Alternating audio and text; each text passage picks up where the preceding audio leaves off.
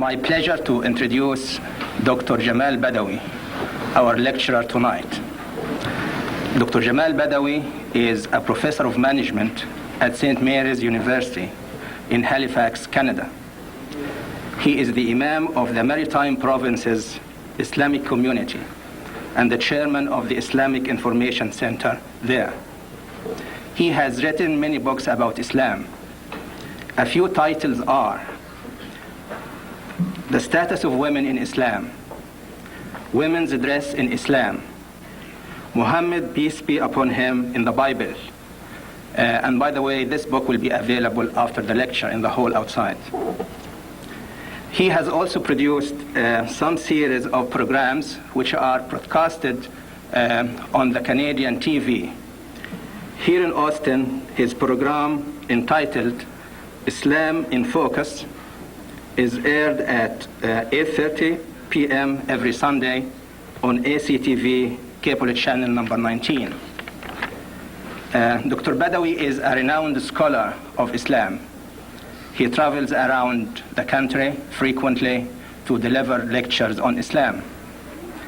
The title advertised for tonight's lecture is Islam and Science. Dr. Badawi will present scientific evidence that will help us understand the source and origin of the Quran. After the lectures, he will be ready to answer any questions. So please write down your questions, and some people will collect them after the lecture. Thank you.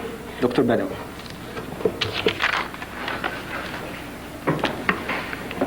الحمد لله رب العالمين والصلاة والسلام على خاتم الأنبياء والمرسلين وعلى آله وصحبه أجمعين. All praise is due to Allah, the creator and cherisher of the universe. And may his peace and blessing be upon his last messenger Muhammad and upon all messengers and prophets who preceded him. There is hardly any book in human history that so profoundly influenced hundreds of millions of people over 1400 years as did the Quran. It is fair for the inquisitive and scientific mind, especially of our century, to raise a fair question: what is the source of vitality and influence of that book, which is the cornerstone of Islam? People, Muslims and otherwise, are entitled to ask, what is the source of that Quran? Where did it come from? Several answers to that question has been given, discussion of which would be a separate topic and presentation altogether, but just to connect the presentation. We hear about theories that the Quran was authored by Prophet Muhammad, peace be upon him, deliberately. Others theorize that the Quran was a product of epileptic seizures. Others, like Birmingham, assume that the Quran is a sort of psychic phenomena, some kind of religious vision, imagining hearing voices or seeing angels, but basically reflecting one's own background, subconscious. Others theorize that the Quran is basically a sort of adulterated form of previous revelation, and the Prophet throughout his travels must have met some of the religious divines and scholars and learned from them. Evidence is sometimes provided by parallels, so-called, between the Quran and previous scriptures. As indicated earlier, discussion and analysis of these various speculations or theories about the source of the Quran could be appropriately a subject of a totally separate presentation. But since the advertised title for the topic is the Quran and modern science, we will just address one aspect that might help us answer this question. That is, leaving aside the personality of the Prophet, peace be upon him, and whether or not he could have fabricated a claim that the Quran is divine revelation when it wasn't. Leaving aside that issue, Leaving aside all historical, logical, or psychological evidence that may or may not support the thesis that the Quran is or is not revelation. If we leave all that aside, it is my humble belief that one possible way of seeking an answer to that question is the examination of the Quran, the contents of the Quran, in the light of modern science and modern discoveries. Hopefully, by the end of the presentation, some of us at least will be able to, for their own, find a possible answer to this very strange and very influential book in history. To start with, we are told that it is a relatively recent discovery that we knew that the universe originally was a gaseous mass which is split into various galaxies, and again within these galaxies you have the various solar systems. Within the solar systems you have the various planets, of which our Earth is one. It is interesting to note that 1400 years ago, that is more than 1,000 years before anyone could come up with this kind of possible explanation of the origin of the universe, that we read in the Quran in chapter 41, verse 11, that in the initial creation God came to the sky when, or the heavens, when it was quote-unquote dukhan in Arabic, which literally translated means smoke. Symbolically, for a scientist, obviously refers to the gaseous mass as an origin of the universe. We are told, and that evidence has been confirmed from the rocks brought from the moon, that there is indication that the whole universe indeed was one piece. Basically, the same elements that are found in the rocks brought from the moon are the ones that are to be found also on Earth, essentially. It is equally interesting to note that in the Quran, in chapter 21, verse 30, it says in the translation of meaning, "Don't the unbelievers see that the heavens and earth were all one piece, and then we split them asunder?" Second point, we all know that the notion of rotating heavenly bodies have not come to be an accepted scientific theory until comparatively recently. And we go to the Quran and we notice in chapter 21, verse 33, it says, "It is He, that is Allah or God, capital G, who created the night and the day, and He made subservient you the sun and the moon," and notice the end of the verse, "all are swimming along in orbit."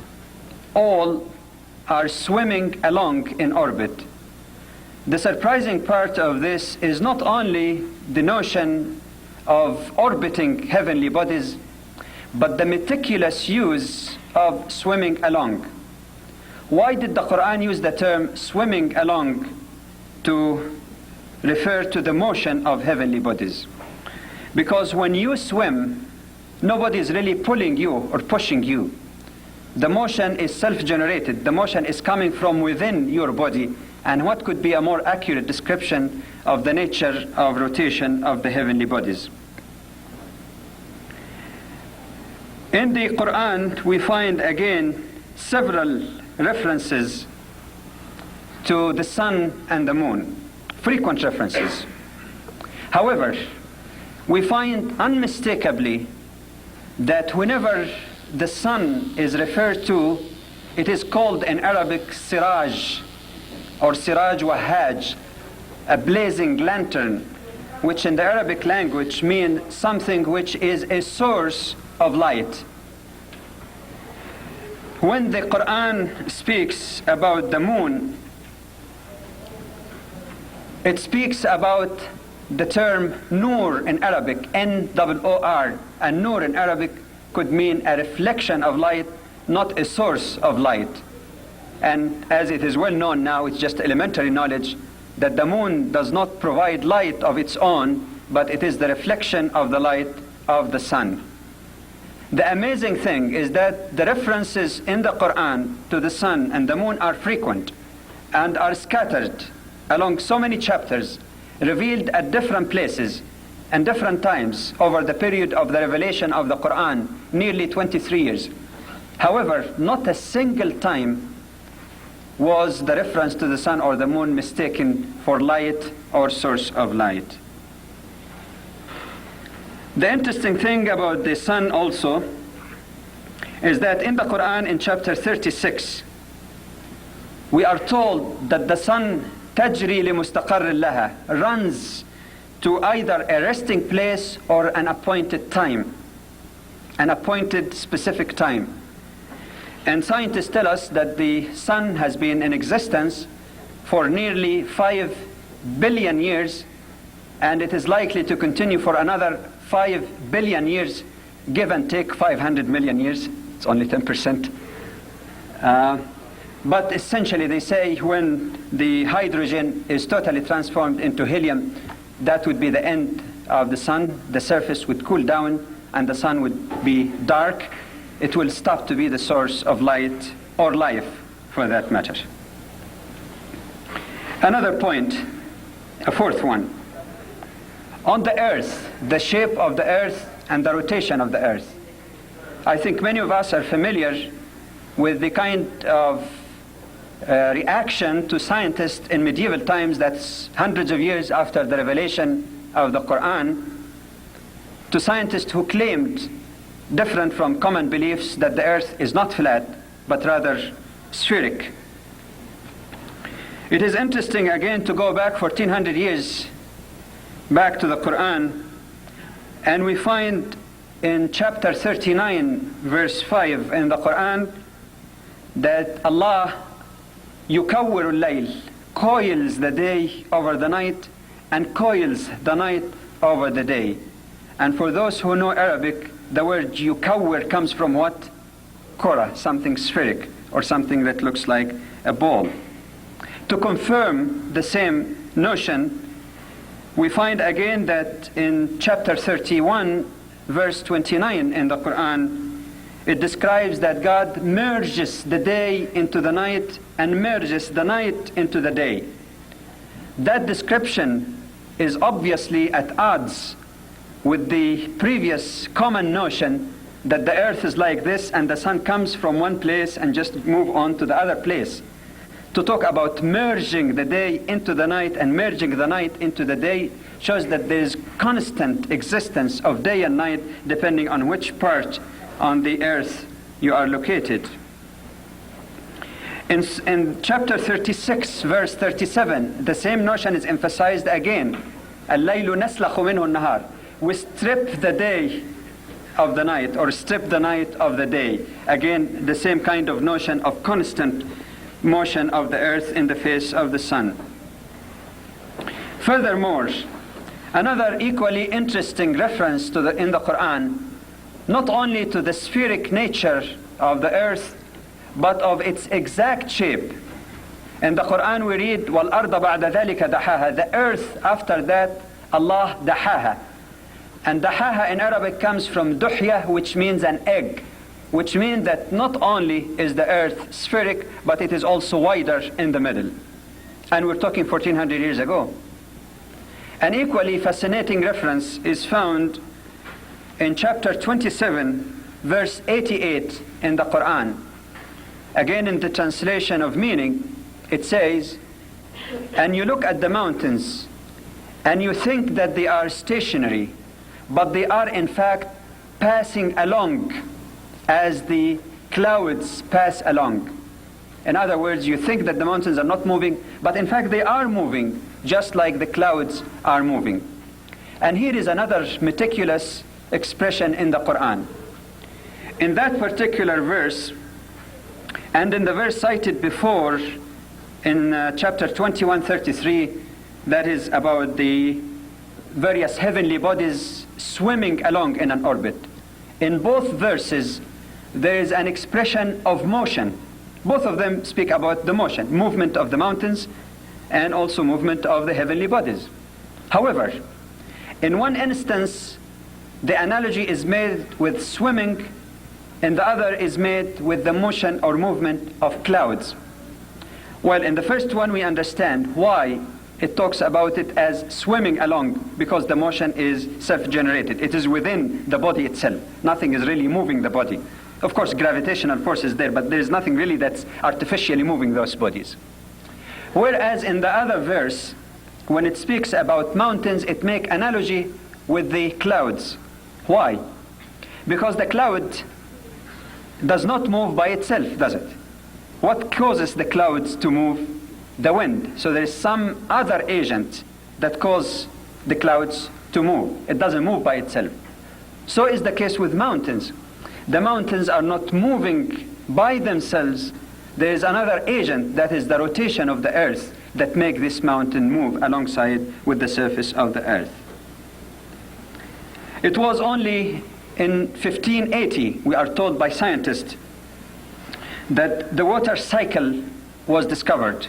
Evaporation of water going into the sky. And only at that time, scientists began to understand that the source of spring water is actually rain, which has already filtered throughout the earth.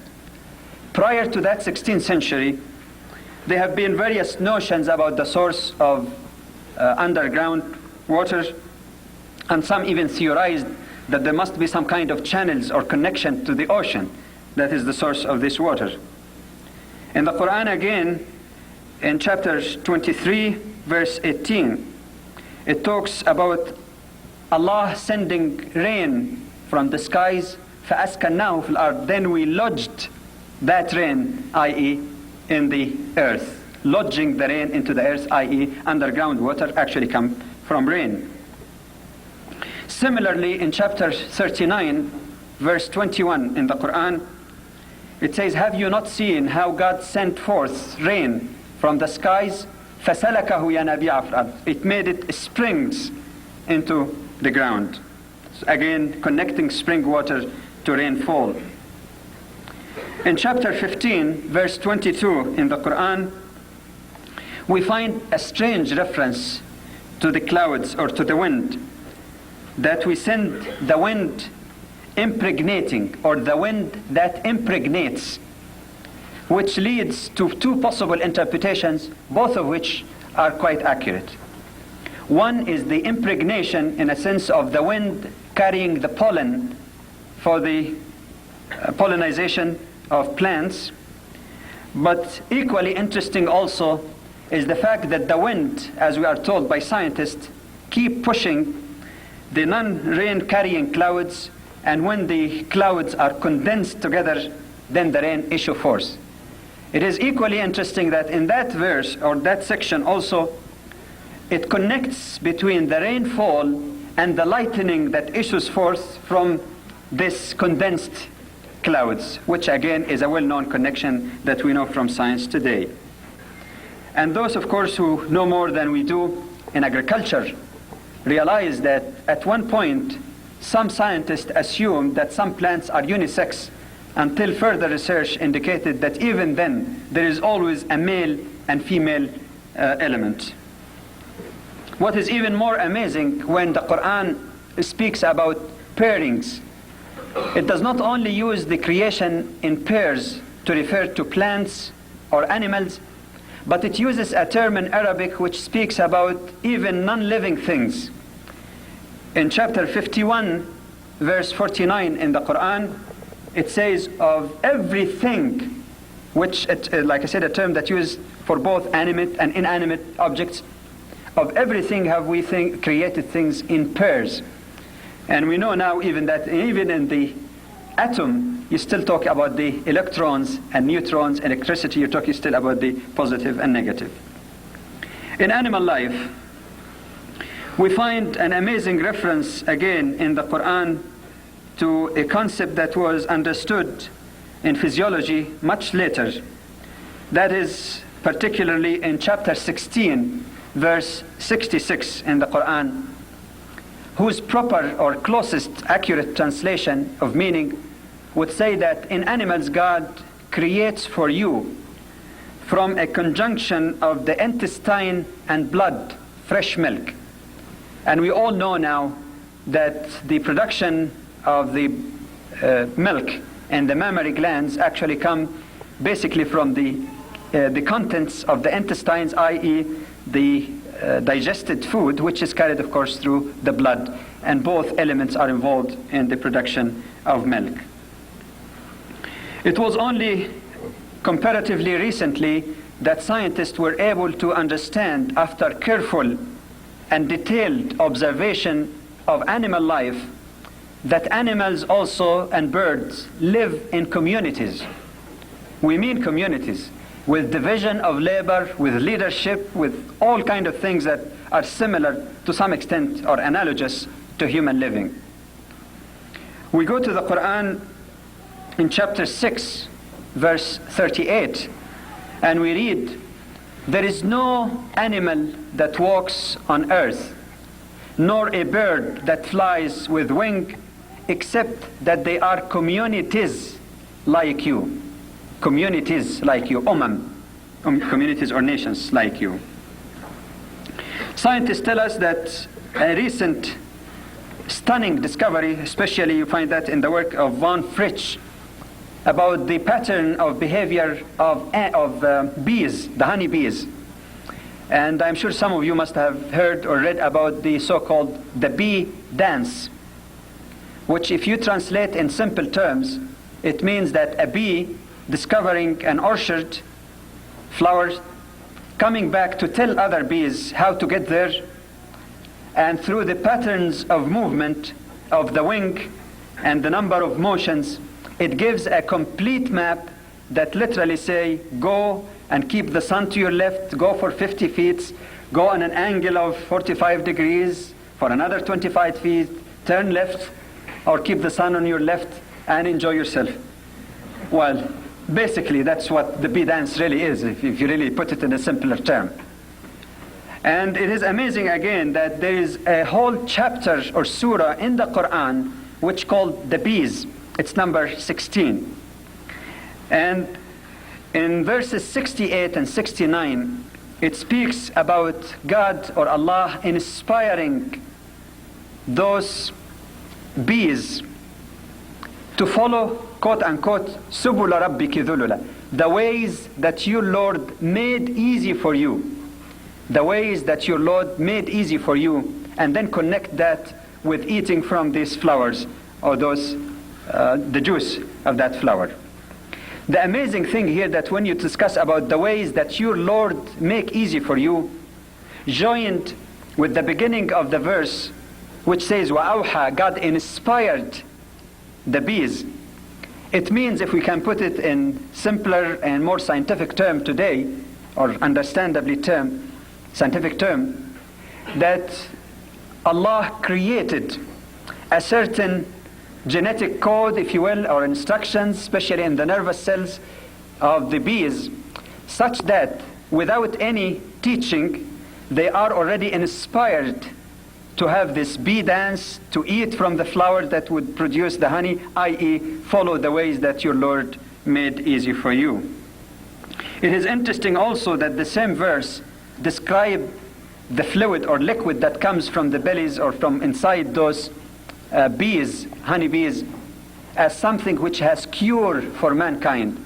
And again, in the science of medicines and pharmacy, there are lots of things that has been discovered about the benefits of the honey, especially when we talk about natural honey. About birds, we find again more than one reference in the Quran, especially in chapter 16, verse 79, and 67, verse 19, about God holding the birds when they extend their wings and retract their wings, i.e. the description of their motions and patterns of flight or traveling in the skies. And again, we find that scientists tell us that there are amazing patterns that have been discovered in the migration of birds. An example of this is the mutton bird that lives in the Pacific, that makes a very lengthy trip of hundreds of miles without any guide, young birds, without any guide, without any prior flying experience, and they fly all of these hundreds of miles in perfect number 8 shape. And the Quran again speaks about guiding the birds in their movement, or their extending or retracting their wings. In chapter 29 in the Quran, verse 41, and by the way, the chapter is called the spider. And if one looks at it superficially, he would wonder why Allah is giving similitude of the spider. It says, the likeness of those who has taken for lords or patrons to be worshipped instead or beside Allah is like the spider took for itself an abode, that is the spider web. And then the verse says, indeed, the flimsiest or the most delicate of dwelling is the dwelling of the spider, if they really know.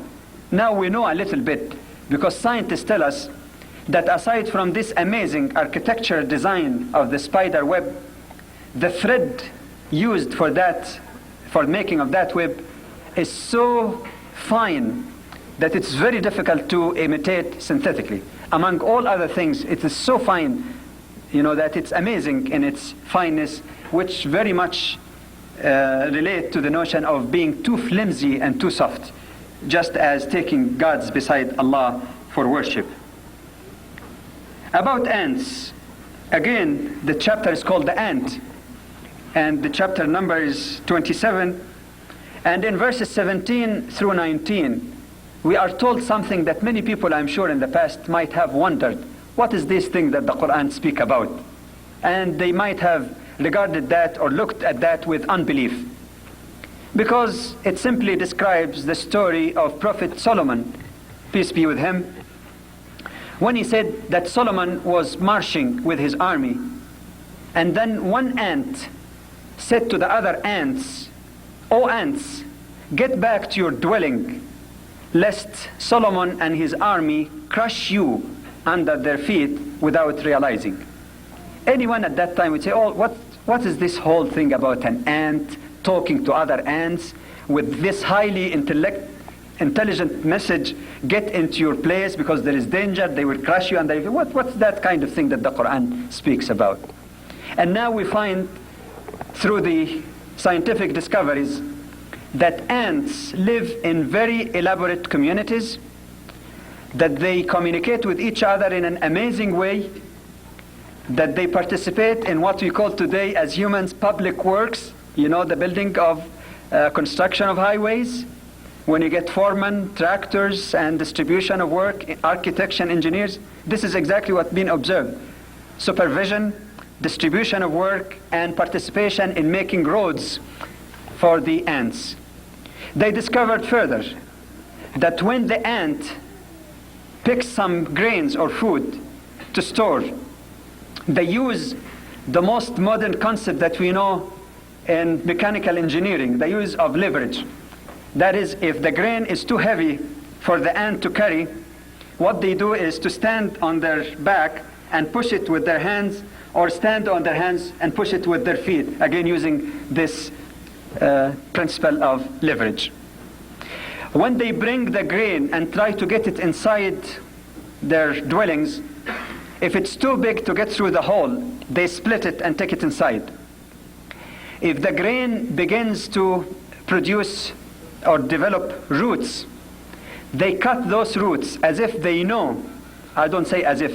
Surely they seem to know. I have been inspired by the Creator to realize that if you let the root system develop, you wouldn't have any grain and it would rot. They found that when the rain falls and the grains get wet, the ants wait until there is sunshine, like the Texan sunshine, except for today, of course, take the grains out until they dry, and then take it back to store it. What is so strange then about the ant communicating as the Quran was?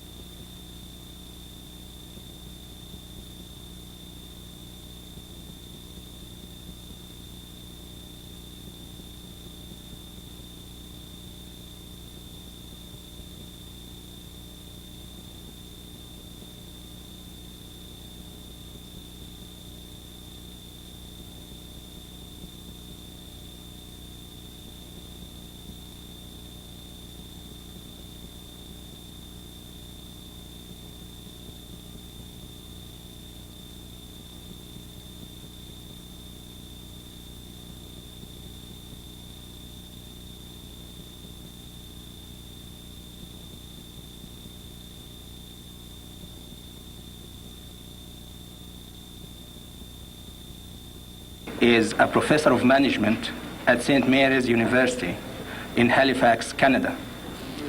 He is the Imam of the Maritime Provinces Islamic Community and the chairman of the Islamic Information Center there. He has written many books about Islam. A few titles are The Status of Women in Islam, Women's Dress in Islam, Muhammad, peace be upon him, in the Bible. And by the way, this book will be available after the lecture in the hall outside. He has also produced some series of programs which are broadcasted on the Canadian TV. Here in Austin, his program entitled Islam in Focus is aired at 8:30 p.m. every Sunday on ACTV cable channel number 19. Dr. Badawi is a renowned scholar of Islam. He travels around the country frequently to deliver lectures on Islam. The title advertised for tonight's lecture is Islam and Science. Dr. Badawi will present scientific evidence that will help us understand the source and origin of the Quran. After the lectures, he will be ready to answer any questions. So please write down your questions, and some people will collect them after the lecture. Thank you. Dr. Badawi. What is so strange then about the ants communicating as the Quran was describing 1400 years ago? They further discovered that ants also meet together in communities for the purpose of exchanging goods and services. You know, this arcades, supermarket. And they found that at times even they don't only exchange goods and services, but they sit down to blab, to chat. They do communicate with each other, just as the Quran described a long time ago. But now let us move in the final section to something that's really amazing, pertaining to the human embryology and the process of the fetal development. To start with, one verse in the Quran puzzled many Muslim interpreters for centuries. In chapter 86, verses 6 and 7, describing the creation of the human, or the process of reproduction, and say that the human comes from in between the spinal column and the ribs. From in between the spinal column and the ribs. Only when the science of anatomy developed enough, we were able to understand that the two crucial reproductive organs in male and female, the testicles and the ovaries, begin their development in the fetus in the area close to the kidney, i.e. exactly between the spinal cord and the ribs. That even after the baby is born and the person matures and even become an adult, that both the nervous system as well as the blood supply of both reproductive organs come from the aorta, which again comes from this area between the spinal cord and in front of the ribs, between the ribs and the spinal cord. How could an unlettered person, Prophet Muhammad, peace be upon him, in the 7th century anticipates the science of anatomy by 1400 years or so? Another reference. In chapter 76, verse 2 in the Quran, we are told that the human is created from a mingled liquid, nutfatin amshajin, mingled liquid. And these have two meanings, both of which were absolutely unknown at the time of the revelation of the Quran and for hundreds of years afterwards. One is that if you take mingled liquid to refer to the semen, we all know that there is the sperms and there is also a combination of other secretions from other glands which provide the nutrition and the medium for those sperms to live until they, of course, fertilize, or the sperm fertilizes the ovum. The other meaning of it is even more fascinating, because that other meaning has been also mentioned in another verse in the Quran, referring to the mixture of the contribution of male and female. This is more expressly mentioned elsewhere also in the Quran. The amazing thing about it is that for us today in the 20th century, it's easy to say, yes, it's obvious that you need the liquid, quote unquote, of the man and the contribution of the woman to produce a fetus.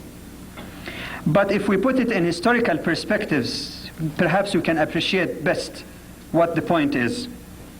We are told by scientists that it was not until the later part of the 19th century that it was realized that you need both the sperm from man's contribution and the ovum from the female, and that both the male and female cells, when they mix together, that is, when you get the process of fertilization, that a fetus begins to be formed.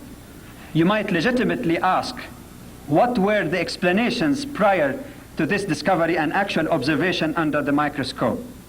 Well, some of you might be stunned to know that until the 17th century, that is about 1,000 years after the revelation of the Quran, among scientists, there was a theory that the main thing in the production of the fetus is the sperm, and that in every sperm in the head there exists a miniature baby. In fact, there is a manuscript which is found in a French museum with the picture of the sperm, a big head and a tail and a little baby sitting like that. But of course the feature of the face is not clear, but you can distinctly see a baby sitting like this. Another rival theory as late as the 18th century used to uphold that the fetus exists in miniature form, not in the sperm but in the ovum, in the egg. And that the sperm or the semen provided by the husband only act as a sort of medium to stimulate the growth of that fetus, but the fetus is there in the egg period. In fact, prior to that even there were funnier theories. One of them held that the ovaries of Eve were supposed to have the seeds of all human race packed one inside the other. And many of these theories, as indicated, were upheld by scientists, not by laymen or unlettered people like Prophet Muhammad, peace be upon him. Having given this background, it is amazing to refer to the statement in the Quran in more than one verse about the mixture or combination of the liquid of man and woman, or i.e. the contribution of man and woman in producing the baby. Another aspect. We all know, and that's now not a scientific theory, there's no speculation, it's a factual thing, has been verified and is verifiable, that out of nearly 300 to 500 million sperms ejected in the intimate relation between husband and wife, normally only one of those sperms is the one that fertilizes the ovum. And it is amazing again when we read in the Quran in chapter 16 verse 4 that it refers to the creation of the human as being created from nutfa in Arabic. Nutfa, it spells in English N-U-T-F-A. And nutfa, if you check the Arabic dictionary, means a dribble or trickle. Actually, it was explained as the amount of water that remains in a pot after you empty it. So if you have a cup and empty it totally, whatever minute, minuscule drops of water is there, that's called a dribble. But the verse also says that it's created from that dribble, and from in Arabic, min is called lit-tab'id, which means out of that, not all of it even, part of that dribble of that liquid is the one from which the human is created.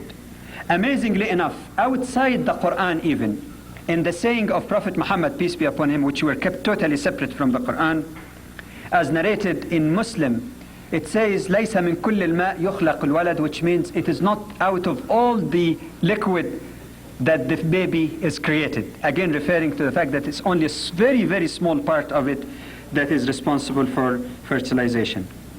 In chapter 8 in the Quran, verse 32, there is emphasis on the same thing, that the human was created from a sulala, an extract, a very minuscule part of this liquid that is provided. Another aspect pertaining to the determination of the sex of the fetus. And it is amazing that in 2 places in the Quran, it ties between the determination of the sex, male and female, and the contribution of the male in particular. The references are chapter 53, verses 45 to 46, and chapter 75, verses 36 through 40. The Arabic term used to refer to the agent which is responsible for the determination of male and female, al-zawjain, the pairs, male and female, is maniyyin yumna, or nutfatin idha tumna. And for those who know Arabic, you know that that term is used only to refer to the contribution of the male, not the female. And just to refresh your memory, I hope those who are scientists among you would excuse this very simple explanation. But in case some of us forgot their high school biology, we are told that in the process of fertilization, you have the 2 basic agents, the sperms and the ovum.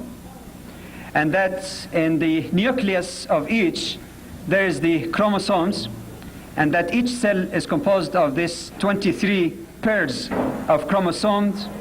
Only the 23rd pair, only one of them, is responsible for the determination of the sex of the fetus. However, in the case of the ova, it is always XX, always XX. So in the process of division of the cell, all the ova that are produced carry the X, i.e., let's say the female type of chromosome. Whereas in the parallel process of division of the cell that eventually result in the sperms, we find that all male cells in the 23rd pair of chromosome contain XY. And in the process of cell division, you end up having 2 types of sperms, one carrying the X chromosome, the other carrying the Y chromosomes. And actually these things has been photographed under microscope, and they could distinguish between the male or the chromosome or the sperms carrying the male and female chromosome, or X or Y, and one is brighter and faster. The characteristics are quite different. It is at this time that we go back to the Quran and see how the Quran described the stages of the development of the human embryo. After describing the origin of the human being created from dust, i.e. originally the creation of Adam, or possibly, as the Arabic language could bear, also from the same elements that are found in dust, which is a very interesting scientific statement of human creation. But talking about the reproduction, it says the human is created first from this dribble or trickle, and we talked already about this element. And then it says that this was made into alaqa, that this, you might say then, fertilized ovum, if you use the modern term, the Quran says is transformed into alaqa. I have to caution you here that some translations of the Quran are not very accurate in conveying the original Arabic word, alaqa. In a common translation by Yusuf Ali, for example, he translates alaqa and give it his own interpretation and meaning and say, a clot of congealed blood. Well, while you might say that in the early stage it looks like a congealed blood with the fertilized ovum inside, it is not a very meticulous translation. Because if you translate a clot of congealed blood back again to Arabic, it means damm mutagallit, and that's not the original word in the Quran. The original word is alaqa, come from the Arabic verb ya'laq, or something that clings or hangs. And scientists tell us that this is precisely what happens after the fertilization of the ovum in the fallopian tube. When it descends to the uterus, it actually develops what they call velocities, almost like the root system of the plant, from where it gets the nutrition, and that's where the beginning of the dependence of the fertilized ovum or zygote on the blood supply and oxygen from the mother. But it doesn't stop at that. The same section in the Quran continues to describe what happens to that alaqa, the thing that clings. It says, then we transformed, that God or Allah transformed that thing that clings into mudghah. The word mudghah in Arabic could mean something that's too small that you can chew, or more accurately, a chewed thing, or a chewed-like thing. And those of you who studied biology and look at the development of the so-called somites, S-O-M-I-T-S, which in about 4th or 5th weeks begins to develop. Most of them develop, I believe, around the 6th week. It looks under the microscope, and if you really look at the picture, as if you have a small piece of flesh in which teeth has been, engraved, or the effect or the sign of teeth is there. It looks exactly like that. Mudghah, something that is being chewed. A description that again can be seen only with careful examination under the microscope. And amazingly enough, after it describes those early stages, it says, thumma, and I come to explain the significance of that term in Arabic, and then it says, then we made it into another creature, so blessed be Allah, the best to create. The strange thing that in the Arabic language, when you say and, you can use one of two terms. You can use the letter fa. Fa means something immediate, quickly, or something not very distinct. But when you use the term thumma, it means that there is some time lag, or that there is something quite different, something of a major shift or change. And we all know that if you look at the early stages of the fetuses of various animals, humans, rabbits, fish, and others, you find in the early development, they all look exactly the same. Maybe in the early stages, the fish seem to be a little bit distinct, but the difference between a human and rabbit and chick does not come until that later stage when the human features become more distinct and more clear.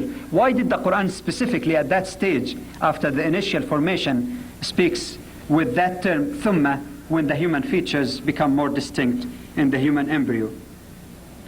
The amazing thing also about the nature or place where the fetus grows are two descriptions in the Quran.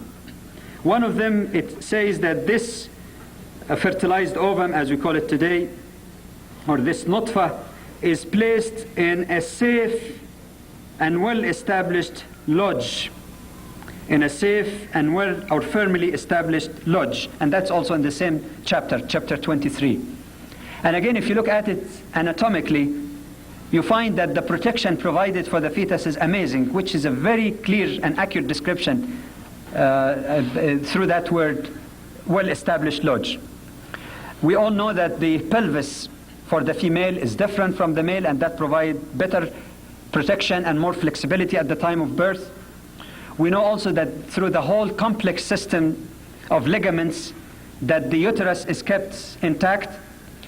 That we know also that through the various system of pressure, air pressure from up and down, the uterus, despite of its great flexibility and growth in fantastic leaps during the period of pregnancy, remains in stability. And above all, we know also that additional protection is provided not only through the spinal cord and pelvis bones and all of these, but also through the amniotic fluid in which the fetus gets lots of protection also. How about this description of well-established or firmly established lodge? But it doesn't even stop at that. In another verse in the Quran, in chapter 39, verse 6, it says that God creates you, a creation after creation, in 3 veils of darkness. In 3 veils of darkness. Nobody at the time of the revelation of the Quran in the 7th century, for more than 1,000 years, I would say, until very, very recently, perhaps to the 20th century, about 60 years ago perhaps, could have any notion as to what these 3 veils of darkness could really mean. And now we can have 3 possible interpretations, all of which are relevant to this number 3. One is the abdominal wall. That's one. the uterus, and the amniotic sac in which the fetus swims, literally, or is placed. You can also look at it as the placenta, the embryonic membrane, and the amniotic fluid, and that still would be within the meaning of the verse. Another interpretation was given which could also be quite relevant, and that's the amazing thing, that even with the development of the state of knowledge of science, the very same words of the Quran could be understood more deeply without any change in a letter of the Quran. For example, a number of scientists also said that this could be also a reference to 3 crucial stages of darkness, or something that's unknown, hidden. One is the development in the ovaries, that is the production of the ovum, the changes or fertilization in the fallopian tube, and finally, of course, the darkness of the uterus as a whole, as another stage or mystery where the fetus also grows. A couple of more things and we'll finish with this. In the Quran, in chapter 76, in verse 2, and also in chapter 32, verse 9, and in all other references in the Quran which deals with the development of senses, never was the sight put before hearing. Always, فَجَعَلْنَاهُ سَمِيعًا بَصِيرًا. We made him a human who can hear and see. In another verse, again it gives the very same meaning, that Allah created for you as-sam'a wal-absar, the hearing and the sight. And those who analyze the Quran carefully know that every word in its place, and this has been found in areas referring to science, eloquence, any other area. No letter in the Quran is put there just by way of keeping the rhyme. And the strange thing about it again is that we are told by scientists now that one of the earliest senses that develop in the fetus is actually the ear. That the inner ear begins its development from the 22nd day of pregnancy, and that by the 4th month, the outer ear even is clear, and there have been pictures taken already of that. We are told further that in the beginning of the 5th month, the fetus can hear the sounds inside the tummy of his mother. He hears also sounds outside the body of the mother, and gets used to waking and sleeping in all of this noise around him. There are pictures that has been taken, and I have seen some of them myself, where fetuses in very early stages, like after, of course, this initial development, are pictured to smile and cry. And some say that they are also affected by the psychological state of the mother herself. And the Quran always again speak about this sight, hearing being developed before the sight. One final remark. Some of us are familiar with this notion of fingerprints, that it was an amazing discovery to find that no 2 human beings among the billions of people in all ages have 2 identical fingerprints. The amazing thing about it is that in the Quran we find a reference to the fingerprints in the context of determination of the identity of the human. And it says, does the human think that we will not be able to collect his or her bones, that is in the day of judgment? And that, by the way, came in response to the unbelievers who used to say that, how could God bring us to life again in the day of judgment when we die, disintegrate, and become bones and dust in the earth?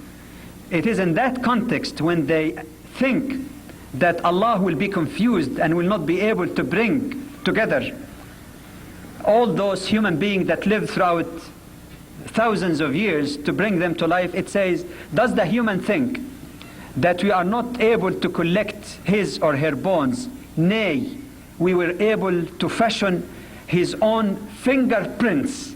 بَلَا قَادِرِينَ عَلَىٰ أَن نُسَوِّيَ بَنَانَهُ. We were able to fashion his own fingertips or fingerprints. Why is that reference made in the context of the determination of individual identity of every human being in the day of judgment, or for that matter, as we understand it today? I think the question that I'd like to leave each one of you with is this. What could be the explanation of all this information in the Quran. We hear of people who are psychic or astrologers. They may be right 99 times, but they err sometime. They may be correct in something that they might make some extrapolation or good educated guess. But we have never heard of people 1400 years before the most sophisticated scientific tools are developed to discover, and they describe it in such meticulous and clear terminology. The question here is this: who is the author of the Quran, and what is the source of that revelation? The question that should follow from that, if there is at least some reason to suspect, let alone believe, that there may be something non-human involved, would it not be incumbent on each and every one of us who has the sincere pursuit of truth to try and find out, read a little bit of that book and about that book? Maybe they may find light and guidance and inspiration in their lives. Thank you very much for your patience. May peace be with you. Assalamu alaikum wa rahmatullah.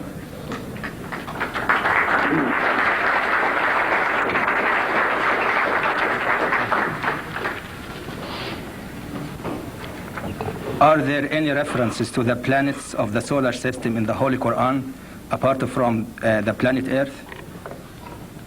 I know some of you might have been excited about the reports that were made public last week about the discovery of another solar system with the possibility of other planets like Earth and another human life, and the possibility of discovering further other solar systems.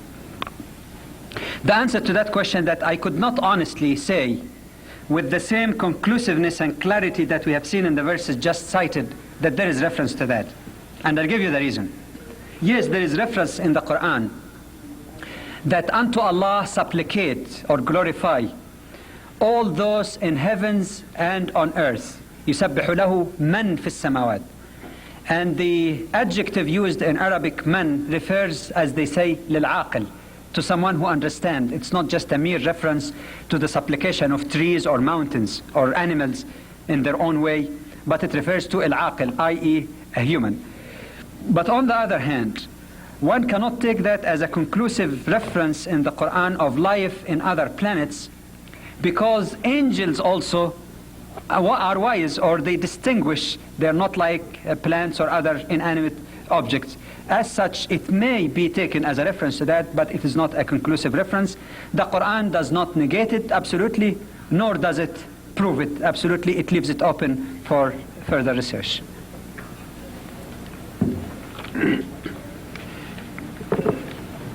The question is about fresh and salted water.